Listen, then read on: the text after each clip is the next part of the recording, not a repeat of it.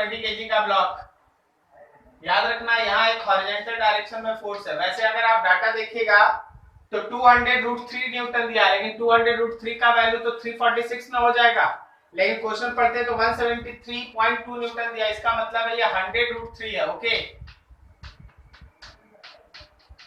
समझे क्या आप लोग?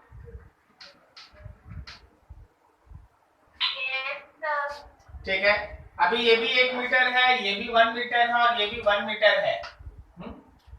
और हाँ, अब हम लोग को इस बेसिस पे हम लोग को what is the angle the रूप मेक्स विद द हॉरिजॉन्टल, हम लोग को ये थीटा निकालना है, ये थीटा फाइंड आउट करना है। चलो देखो जरा गौर से, यहाँ पे फोर्स इधर लगा हुआ है, तो क्या इधर बोल सकते हैं स्ट्रिंग का टेंशन है T?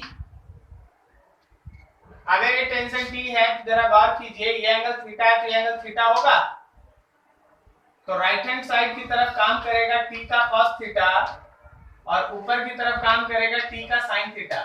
सी दैट, इस पॉइंट पे गौर करना, T sin थीटा ऊपर है और इसी पॉइंट के अलोंग में चलो, तो क्या ये mg नीचे है?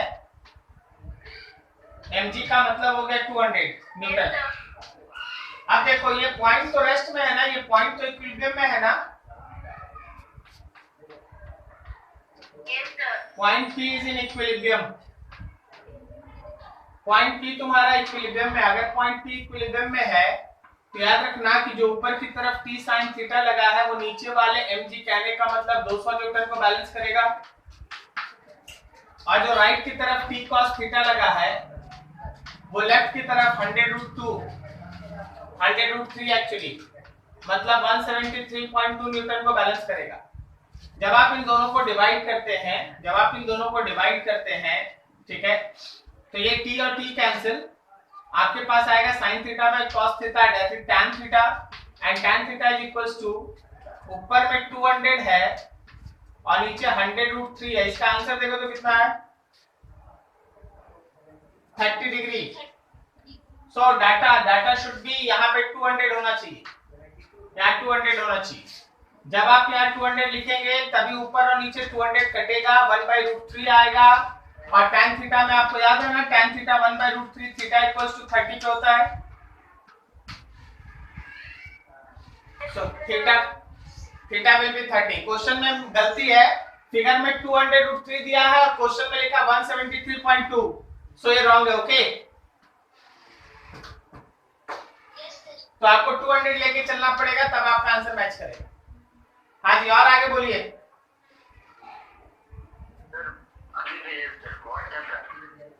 अरे चैट में भेजता ना, चैट में भेजने से सबको मिल जाता है। देखो 38, ये HCB का डाउट है, ऐसे करो हमें, अगर आप फिगर को देख लेंगे तो मेरे लिए ज्यादा इजी होगा। I hope so. डाल दिए इसको चैट सेक्शन में, डाल दे। लिखा है monkey be shown in figure is holding on the tail of the monkey A which is climbing up a rope. The mass of the monkey A and B are 5 kg and 2 kg. 5 kg ऊपर, 2 kg नीचे. If A tolerates a tension of 30 Newton in his tail, what force should he apply on the rope in order to carry the monkey B with it?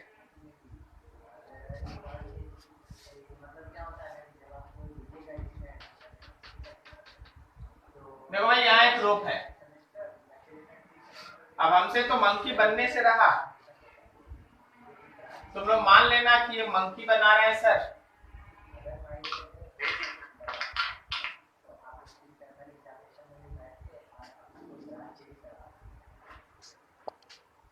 तुम लोग ऐसा assume कर लेना कि sir monkey बना दे। Okay, ये उसका monkey का हाथ है और ये मंकी का फिर टेल है। इस मंकी के टेल को, ये मेरा मंकी ए है,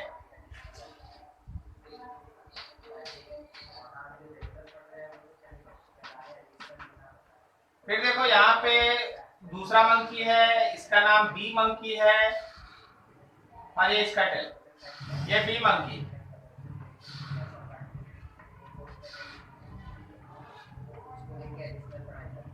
ऐसा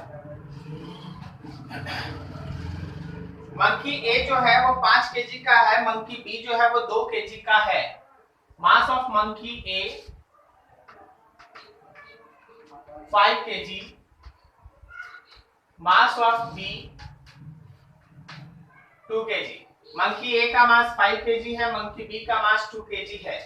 अब ये मंकी ए का जो टेल है वो मैक्सिमम 30 न्यूटन अपने अंदर रोक सकता है। मंकी ए का जो टेल है वो मैक्सिमम 30 न्यूटन अपने टेल में सस्टेन कर सकता है।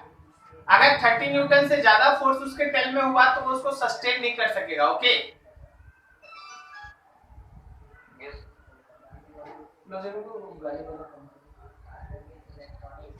ठीक है। तो जरा गौर करना, बोला गया है कि किस particular what force should it apply on the rope. ये मंकी ए रोप पे कितना फोर्स लगाएगा कि मंकी बी को अपने साथ ले जाए। अच्छा सोचना, मंकी बी को अपने साथ ले जाए, इस वर्ड में कुछ मीनिंग है।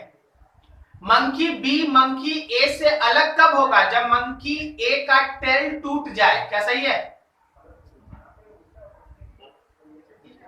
अरे बोलो, टूट जाए। तो अब देखो यहां दो केस होता है, यहां दो केस। बढ़िया क्वेश्चन है, सोचिए। Case first, when both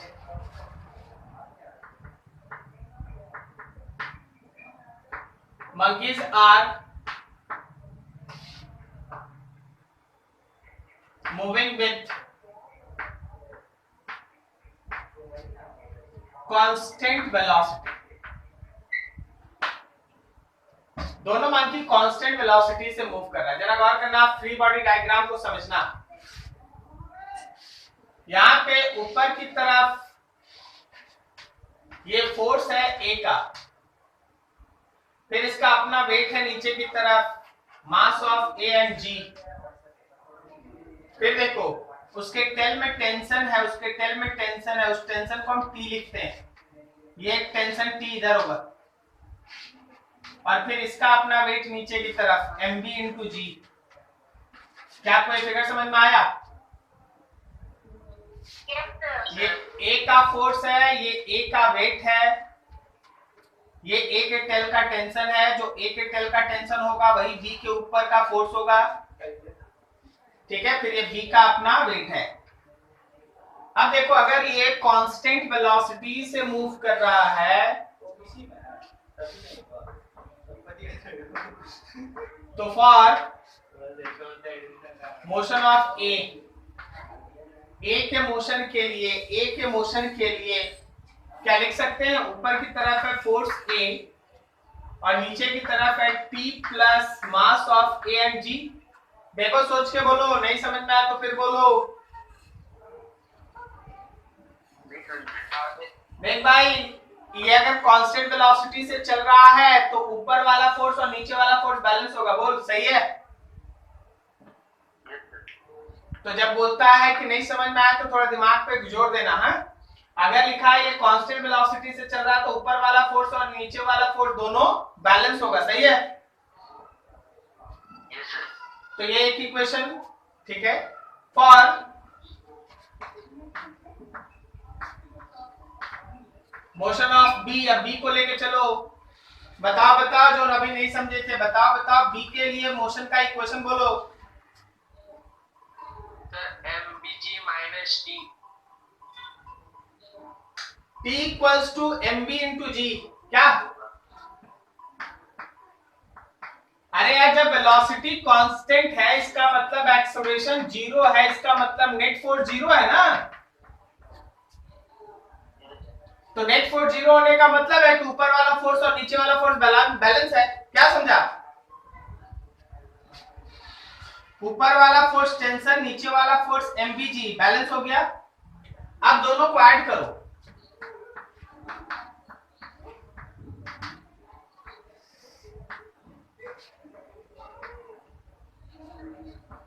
adding equation 1 and 2, 1 और 2 को ऐड करो। जब आप ऐड करेंगे तो ये t से t कट जाएगा। क्या force of A will be equals to mass of A and G plus mass of B and G के बराबर होगा। तो A का मास 5 था और बी का मास 2 था, सो 17 न्यूटन। अगर ए मंकी 17 न्यूटन का फोर्स लगाता है तो ए और बी कांस्टेंट वेलोसिटी से ऊपर जाएगा। क्या समझे?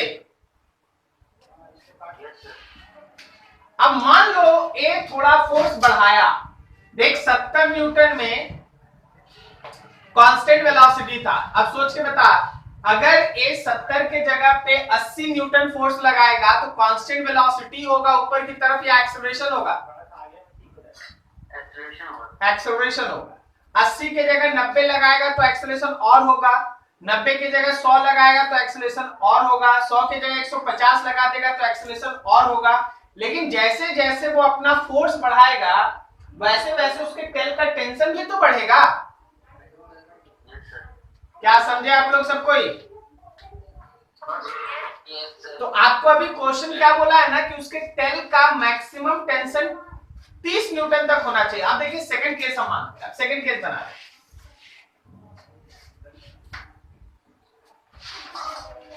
Case second, assuming both moves upward with acceleration a, and so tension in tail of a is 30 newton. A में ए के टेल में टेंशन कितना मान के चल रहा है? 30 न्यूटन, क्योंकि 30 से अगर ज्यादा हो जाएगा तब तो उसका टेल ही टूट जाएगा। क्या समझा? अब सोच, अब मान के चल कि ये ऊपर की तरफ एक्सेलरेट हो रहा है, ऊपर की तरफ एक्सेलरेट हो रहा है, तो क्या लिखेंगे? F minus T minus M A G is equal to M A. Yes, sir. Therefore F minus T minus MAG is equals to MAA and P minus MBG is equals to MBA। Yes, sir. दोनों को add करो। जब आप दोनों को add करेंगे, actually हमको ए हटाना होगा क्योंकि हमको टी पता है, हम टी नहीं काटना चाहते, हम ए हटाते हैं। ए को हटाना है, जरा गौर से देख, टी हमको पता है। क्या हम ए के जगह पे लिख सकते हैं T minus M B G by M B is equal to A? So equation 3 becomes, तुम्हारा इक्वेशन 3 क्या होगा? इक्वेशन 3 हो जाएगा F minus T minus mass of A and G is equal to mass of A, और A के जगह पे acceleration की जगह पे T minus mass of BG by mass of B। अब देखिए आप इसमें टेंशन जानते हैं 30 न्यूटन हो, करेक्ट है? शायद जो दिखाई नहीं देगा, अभी दिख रहा है ना? हाँ देख भाई, टेंशन 30 न्यूटन है, टी के जगह 30 पुट करेंगे, मास ऑफ ए हम यहाँ लिख देते हैं, आप केवल कैलकुलेशन कर लीजिएगा, फिर हमको आंसर बताइएगा मैच किया या नहीं किया। देखिएगा F माइनस टी के जगह पे 30, मास ऑफ ए की जगह पे 5, जी के जगह पे 10 is equals to mass of A की जगह पे 5, टी के जगह पे 30, मास ऑफ बी की जगह पे 2, जी की जगह पे 10 और नीचे 2। देखो तो और इजी करते हैं। तो F माइनस, देख minus 30 minus 50 is minus 80 is equals to, जरा गौर करना, 30 में से 20 गया 10, नीचे 2, 5 5 और 5 25। तो क्या मेरे फोर्स का वैल्यू 105 आया?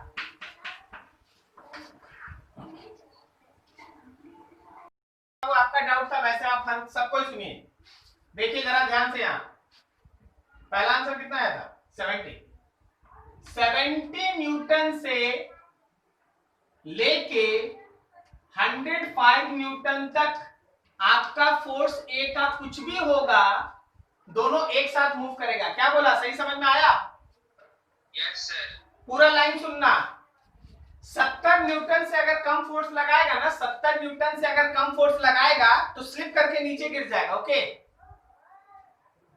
Yes, sir. अगर 70 न्यूटन लगाएगा तो कांस्टेंट वेलोसिटी से ऊपर जाएगा, कांस्टेंट वेलोसिटी से ऊपर जाएगा 70 न्यूटन। ओके,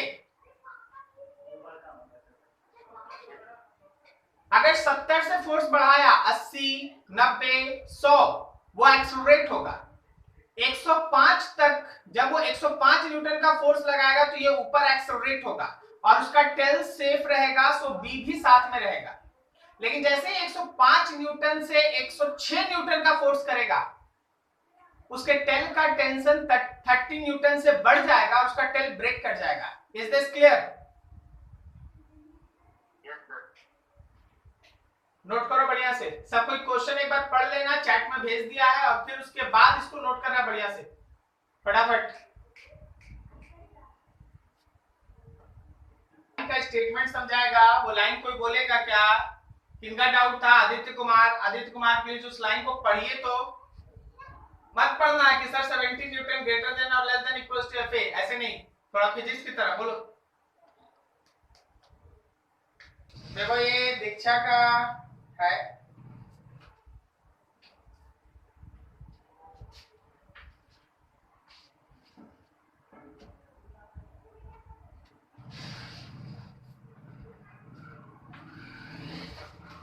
यहाँ पे एक ब्लॉक, इस ब्लॉक का मास है m1, ये थ्रेड गया है, थ्रेड के बाद यहाँ से ये है m1, m2 and m3 are connected as shown in figure. All the surfaces are frictionless and the string and the pulleys are light. Find the acceleration of m1 लिखा है या m2 लिखा है, क्या लिखा है? M1.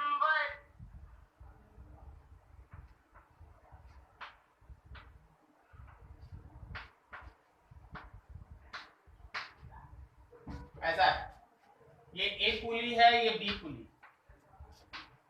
क्या हम लोग लास्ट डे शूडो फोर्स पढ़े हैं? चलिए बहुत बढ़िया। ये क्वेश्चन एक्चुअली शूडो फोर्स के कॉन्सेप्ट का, ये क्वेश्चन एक्चुअली शूडो फोर्स के कॉन्सेप्ट का है, सो बी केयरफुल।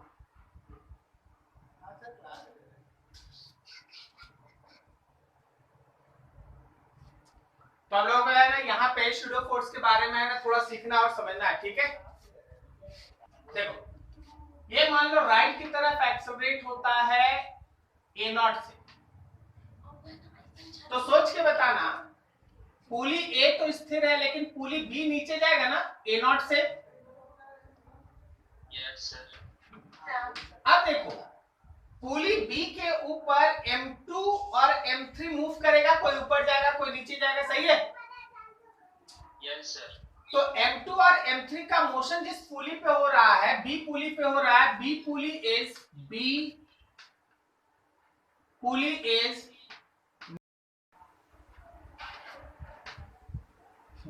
नॉन इनर्शियल है। बी पुली के ऊपर m2 और m3 का मूवमेंट हो रहा है, ध्यान रखना। तो सोच के बताओ, अगर हम पहले अभी का डायग्राम, अभी एक एक डायग्राम आप देखते चलिए। मान लीजिए यहां से यहां तक का टेंशन है T, तो क्या m1 के लिए फॉर मोशन ऑफ m1 का इक्वेशन लिख दे, T is equals to m1 a naught, बोलो। हाँ सर। अब देखो जरा ध्यान से फिगर को समझते चलना, figure is very important. To make non inertial B pulley to inertial pulley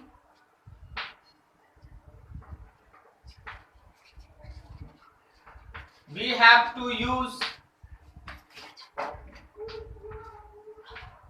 pseudo force। हमको pseudo force लगाना, ठीक है? बता pseudo force किस पे लगेगा? बी पुली पे लगेगा, m1 पे लगेगा, ए पुली पे लगेगा, m2 पे लगेगा या m3 पे लगेगा? M2 और M3 पे लगेगा। Very good. इस पुली पे ये दोनों मोशन कर रहा है, तो m2 और m3 पे शूडो फोर्स लगेगा। और किधर लगेगा? हाँ एकदम सही, वेरी वेरी गुड। देखो हम फिर से इस फिगर को बना रहे हैं एक बार आपके लिए, फिर से एक बार बना रहे हैं। आप लोग आंसर बहुत बेहतरीन दिए, तो आपको है ना बढ़िया से चीज एकदम देखते चलिए। देखिए भाई ये नीचे जा रहा था ए नॉट से, अभी ये है नॉन इनर्शियल, अब हम इसको कर देंगे इनर्शियल। जब हम उसको इनर्शियल कर देंगे तो M2 पे भी ऊपर की तरफ शूडो फोर्स होगा M2 A नॉट, और इस M3 पे भी ऊपर की तरफ होगा M3 A नॉट। क्या बोलता, सही है? Yes sir. हाँ, अब इतना ही मत सोचिएगा, बाकी सारा फोर्सेस लग रहा है, बाकी सारा जैसे टेंशन, यहाँ पे T लिखे हैं ना, तो यहाँ पे T1 नाम देते हैं, यहाँ T1 नाम दे देते हैं, यहाँ M2G नीचे लगेगा, बाकी सारा फोर्सेस तो लगेगा ही, M3G नीचे लगेगा। अच्छा एक चीज और, इसमें भी ये कोई ऊपर जाएगा कोई नीचे जाएगा, होगा ना ऐसा? देखिए जी, आप इतना आसानी से जल्दी जल्दी मत समझिए, जब तक समझ में नहीं आए बोलिएगा मत। सुनिए ध्यान से, नॉन इनर्शियल को इनर्शियल फ्रेम में बनाने के लिए दोनों पे शूडो फोर्स लगाए। शूडो फोर्स लगा के हम बस पुली को नॉन इनर्शियल से इनर्शियल बना दिए। अब सुनो, लेकिन टेंशन mg वो तो लगेगा, जैसे हमेशा लगता था वैसे लगेगा, और कोई हल्का होगा तो नीचे, कोई हल्का होगा तो ऊपर जाएगा, कोई भारी होगा तो नीचे जाएगा, तो एक नया एक्सप्रेशन माने ए माने। क्या बोलता है, सही है? Yes sir. हाँ very good, this is inertial now. तो अब दो इक्वेशन फिर से लिखते हैं। ये एक इक्वेशन हो गया फॉर मोशन ऑफ M2 के लिए ऊपर की तरफ T1 है और M2A है, T1 plus M2A naught, T1 plus M2A naught minus M2G is equals to M2A for motion of M3 का मोशन के लिए M3G minus T1 minus M3A naught is equals to M3A। तो तुम्हारे पास अभी तक एक इक्वेशन यहां, फिर ये सेकेंड और फिर ये थर्ड आ गया। हम लोगों को इन तीन इक्वेशन से एक्सेलरेशन का वैल्यू निकालना है। आप अगर ध्यान से देखेंगे तो आपके पास तीन वेरिएबल है। कौन कौन वेरिएबल है? A नॉट और T। अच्छा, T और T1 में भी रिलेशन है, जरा गौर करना, पुली पे गौर करना, पुली पे गौर करना, T और T1 में भी रिलेशन है। देखो ये मेरा पुली, वेरी गुड, यहाँ ऊपर की तरफ T है, नीचे की तरफ दो गो T1 है, तो याद रखना T is equal to 2T1, या फिर जहां T1 है वहां आप T/2 लिख सकते हैं, T1 के जगह पे T/2 लिख सकते हैं, ठीक है? चलिए आप इतना नोट कीजिए, फिर हम आपको सॉल्व करके दिखा देते हैं। अब इसके बाद मैथमेटिक्स, फिजिक्स खत्म। क्या तुमको फिजिक्स में कोई दिक्कत? अब इसके आगे कैलकुलेशन, हम कैलकुलेशन भी आपका कर देंगे, क्योंकि बड़ा बड़ा क्वेश्चन है, हम आपका कर देंगे। आप थोड़ा नोट कीजिए, उनको जगह मिलेगा, ठीक है? अब देखो हम लोगों को, देखो फिजिक्स में हमेशा ध्यान रखना, तीन पार्ट होता है। एक होता है कॉन्सेप्ट, जैसे हम आपसे बात कर रहे थे ना कि देखो जी इसके मोशन की वजह से ये नॉन इनर्शियल है, तो शूडो फोर्स लगेगा, ये सब कॉन्सेप्ट है। दूसरा होता है मैथमेटिकल इक्वेशन बनाना, तो देखो मोशन के बेसिस पे ये सब इक्वेशन बना हुआ है, सही है? और थर्ड पार्ट होता है कैलकुलेशन। अब जो हम लोग आगे देखने जा रहे हैं वो है कैलकुलेशन, ओके? चलो हम सब इक्वेशन एक जगह ले लेते हैं। उसके बाद T1 plus M2A naught minus m2g is equals to m2a, ये इक्वेशन सेकंड है। आप अगर चाहेंगे तो यहाँ t1 की जगह पे आप t/2 लिख सकते हैं, t/2 plus m2a naught minus m2g is equals to m2a, ये आपका सेकंड इक्वेशन मान लो। फिर third equation m3g minus t/2 minus m3a naught is equals to m3a, this is third equation. ये तुम्हारा थर्ड इक्वेशन है। अब तुम्हारा काम क्या है, इन तीनों इक्वेशन को सॉल्व करना। तो हम क्या करने जा रहे हैं, हम आपको बता रहे हैं। हमको चाहिए था, हमको क्या चाहिए था उसमें, एक्सेलरेशन ना, ए नॉट चाहिए, ए नॉट चाहिए। तो हम लोग क्या करेंगे ना, t का वैल्यू ए नॉट के फॉर्म में है, a का वैल्यू ए नॉट के फॉर्म में निकाल लेते हैं और फिर सबको थर्ड इक्वेशन में पुट कर देंगे। See that from equation 2 t/2 plus m2a naught minus m2g, इसमें पूरे में अगर हम m2 से डिवाइड कर देंगे तो ये a हो जाएगा। बोलो बोलो, अरे बोलो यार। Yes sir. हाँ, नाउ इक्वेशन 3 बिकम्स, अब आपका इक्वेशन 3 क्या हो गया समझना, m3g माइनस t/2, t के जगह पे m1a नॉट देखते जाना, m1a0/2 minus m3a naught is equals to m3 और a के जगह पे ये पूरा value t/2 m2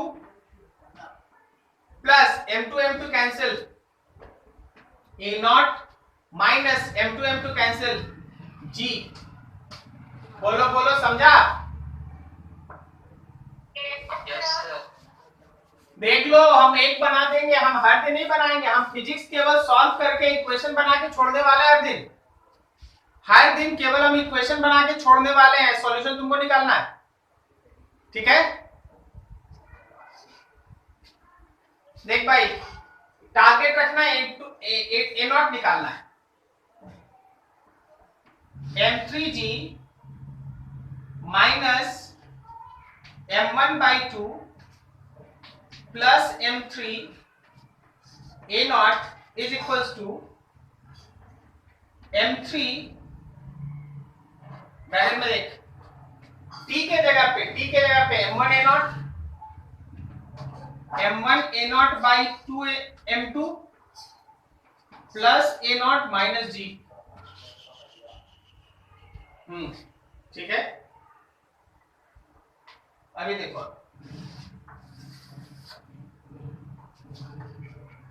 m3g minus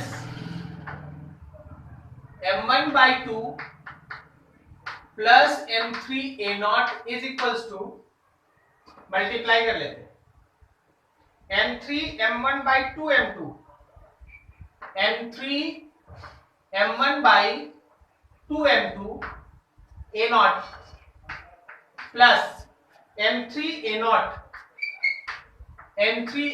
minus m3g।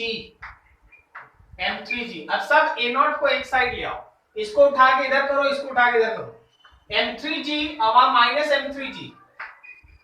m3g वो इधर आ गया, प्लस m3g ये उधर चला गया। पहले इसको देखो,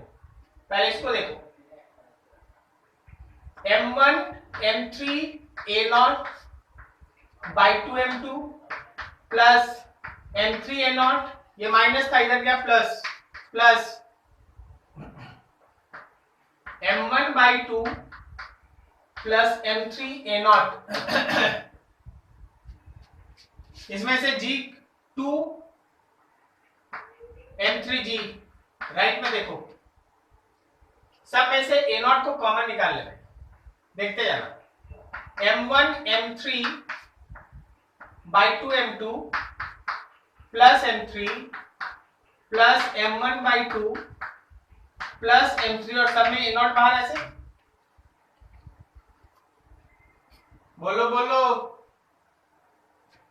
Yes, sir. हाँ बेहोश नहीं होना है, ठीक है। Yes, sir. नीचे में 2m2 देख m1 m3 2m2 m3 2m2 m3 m2 m1 plus m2 m1 plus फिर से एक बार 2m2 m3 बाहर ए not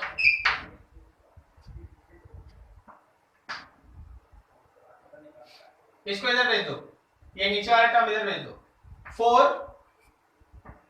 m2 m3g is equals to देखो m1 m3 और कहीं m1 m3 है नहीं है, m2 m3 2 और m2 m3 2 4 m1 m3 plus 4 m2 m3 plus m1 m2 into a naught।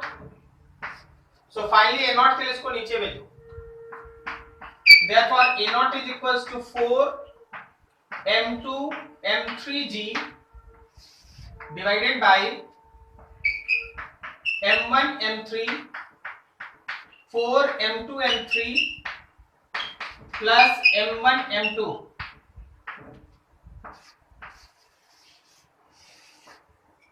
Diksha please answer पे लगे थोड़ा। Yes. अच्छा आंसर मिला है।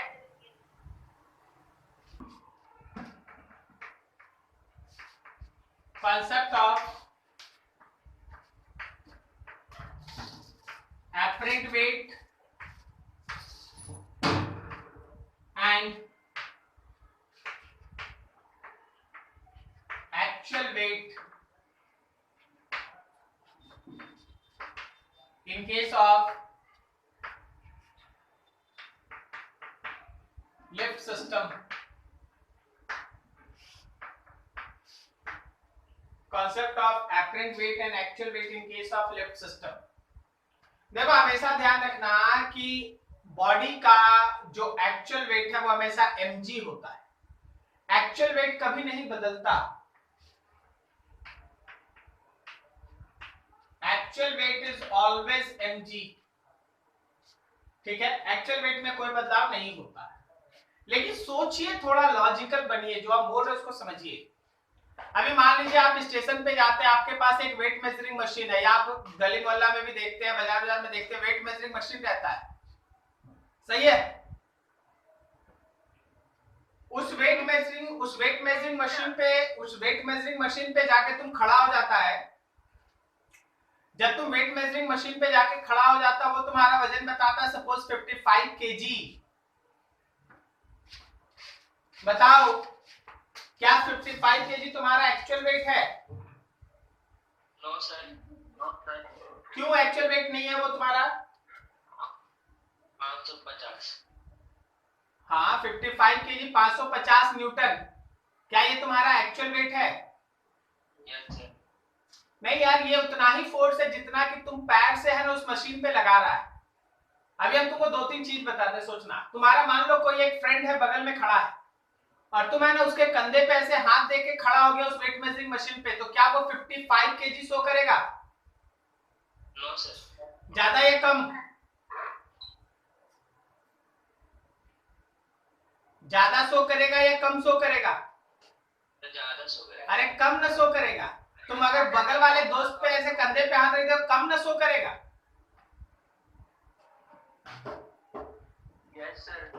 और अगर मान ले तुम्हारा बगल वाला फ्रेंड तुम्हारा अपना बैग भी तुमको दे दिया, तुम खड़ा है तुमको अपना बैग दे दिया, तो बताओ वो 55 शो करेगा या उससे ज्यादा शो करेगा? सर ज्यादा शो करेगा। हाँ, तो क्या इस पूरे प्रोसेस में तुम्हारा एक्चुअल वेट बदल रहा है? नहीं, बिल्कुल नहीं बदल रहा है एपरेंट वेट। और एपरेंट वेट हमेशा होता है normal reaction between weight measuring machine and your contact. Weight measuring machine और तुम्हारे पैर के बीच का जो कांटेक्ट फोर्स है वही नॉर्मल होता है और वही एपरेंट वेट होता है।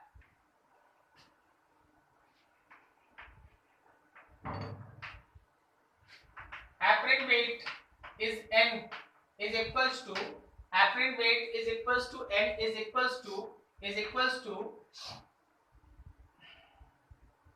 normal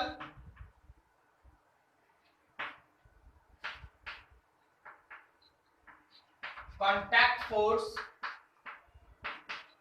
between body and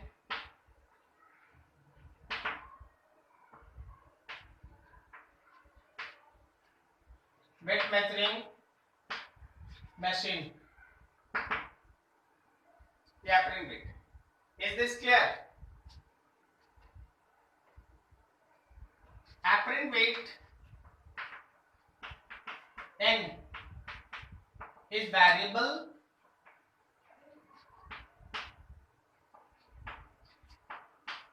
depends on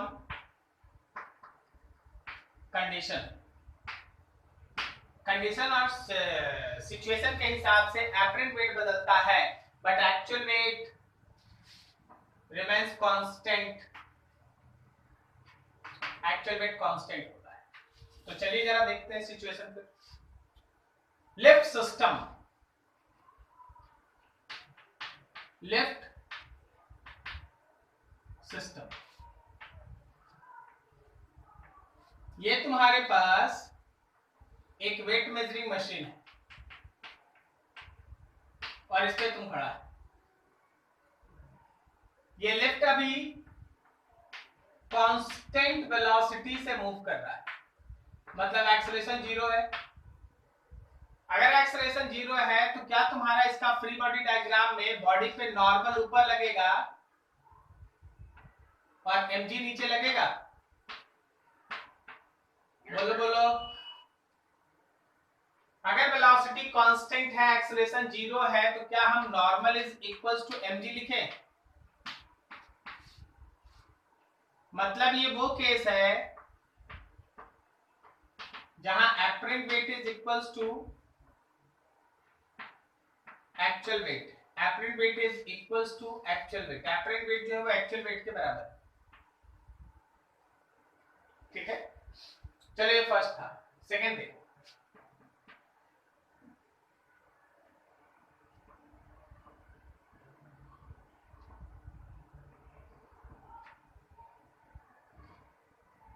ये तुम्हारा वेट मेजरिंग मशीन।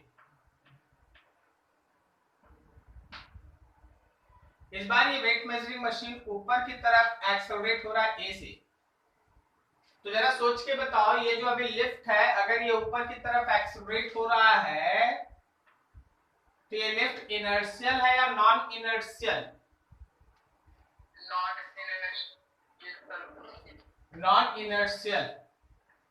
तो क्या हम इस लिफ्ट को रोकने के लिए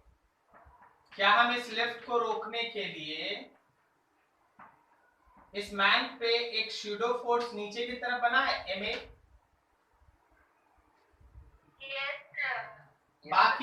बाकी नॉर्मल ऊपर लगेगा ही, इसका mg नीचे लगेगा ही। तो क्या अभी के फिगर में आप लिख सकते हैं normal is equals to mg plus ma? Yes, sir. बोलो एपरेंट वेट और एक्चुअल वेट में बड़ा कौन आएगा? Apparent weight. Very good, apparent weight बड़ा आएगा। ओके, अगर लिफ्ट ऊपर एक्सेलरेट हो रहा है तो मेरे पे शूडो फोर्स किधर लगेगा? नीचे की तरफ। और अगर नीचे की तरफ शूडो फोर्स लगेगा तो मेरा एपरेंट वेट एक्चुअल वेट से ज्यादा होगा। एग्जैक्टली कितना होगा? Then use mg plus ma। Reverse सोचो। थर्ड,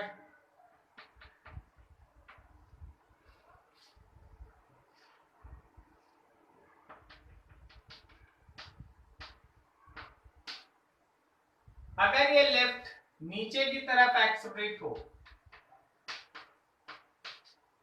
तो आपको वही शैडो फोर्स उस मैन के ऊपर किधर लगाना पड़ेगा, तो ऊपर की तरफ शैडो फोर्स लगेगा। बाकी नॉर्मल ऊपर था ही, mg नीचे था। तो अब जो इक्वेशन होगा वो होगा n plus ma is mg, so n will be equals to mg minus ma। बता भाई, apparent weight लेस होगा sir, is less than actual weight। Very अगर लिफ्ट नीचे की तरफ आ रहा है, एक्सेलरेट कर रहा है, तो शैडो फोर्स मेरे ऊपर लगेगा और इस वजह से उसका अपरेंट वेट घट जाएगा। चलो फोर्थ देखो, फ्री फॉल।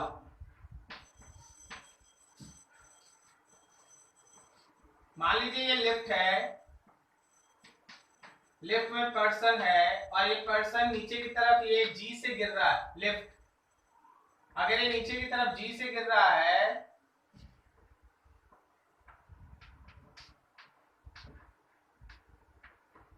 तो शैडो फोर्स mg ऊपर, नॉर्मल ऊपर और इसका वेट mg नीचे। तो क्या n plus mg is equals to mg लिखें? दोनों mg कैंसिल, तो n का वैल्यू 0 आया। n का वैल्यू 0 का मतलब लॉजिकली समझना, अगर कोई चीज फ्री फॉल कर रहा है, जैसे एक लिफ्ट है फ्री फॉल कर रहा है और उसके अंदर तुम खड़ा है, तो तुम्हारे पैर के नीचे जो वेट मेजरिंग मशीन है वो कितना रीडिंग शो करेगा? बताओ सोच के। 0 शो करेगा। 0 शो करेगा, 0 शो करेगा। apparent weight becomes 0, apparent weight becomes 0। this is called weightlessness। weightlessness, इसको हम लोग weightlessness कहते हैं। this is called weightlessness, मतलब apparent weight becomes 0। actual weight में कभी कोई अंतर नहीं हुआ, इस पूरे सिचुएशन में actual weight remains constant and that actual weight is mg। Okay, तो चेंज किस चीज में हो रहा है? apparent weight में। Is this clear? कहीं कोई डाउट सोचने में? नोट करो फटाफट।